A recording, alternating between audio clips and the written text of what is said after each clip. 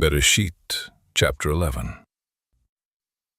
The whole earth was of one language and of one speech.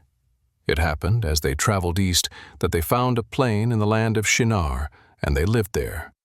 They said one to another, "Come, let's make bricks and burn them thoroughly."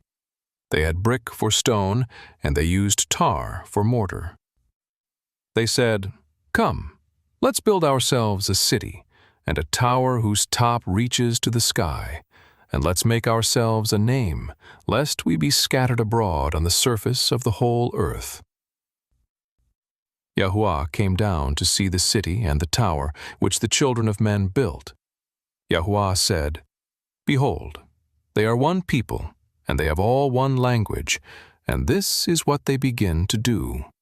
Now nothing will be withheld from them which they intend to do. Come, let's go down, and there confuse their language, that they may not understand one another's speech." So Yahuwah scattered them abroad from there on the surface of all the earth. They stopped building the city. Therefore its name was called Babel, because there Yahuwah confused the language of all the earth. From there Yahuwah scattered them abroad on the surface of all the earth. This is the history of the generations of Shem. Shem was 100 years old, and became the father of Arpachshad 2 years after the flood. Shem lived 500 years after he became the father of Arpachshad, and became the father of sons and daughters.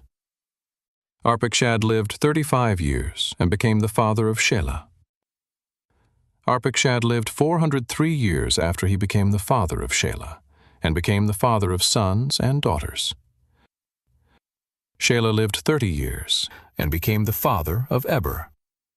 And Shelah lived 403 years after he became the father of Eber, and became the father of sons and daughters. Eber lived 34 years, and became the father of Peleg. Eber lived 430 years after he became the father of Peleg, and became the father of sons and daughters.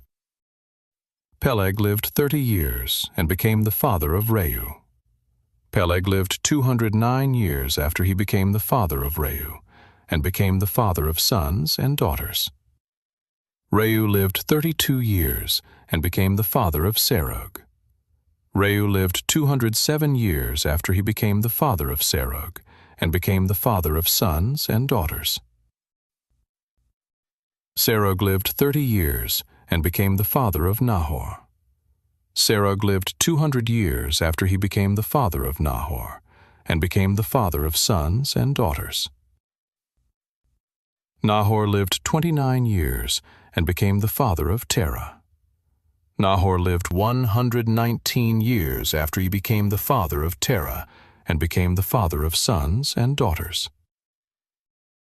Terah lived 70 years, and became the father of Avram, Nahor, and Haran. Now this is the history of the generations of Terah. Terah became the father of Avram, Nahor, and Haran. Haran became the father of Lot. Haran died before his father Terah in the land of his birth, in Ur-Kasdim. Avram and Nahor took wives. The name of Avram's wife was Sarai, and the name of Nahor's wife Milcah, the daughter of Haran, who was also the father of Yiscah. Sarai was barren. She had no child. Terah took Avram his son, Lot, the son of Haran, his son's son, and Sarai his daughter-in-law, his son Avram's wife. They went from Ur-Kasdim to go into the land of Canaan. They came to Haran and lived there. The days of Terah were 205 years.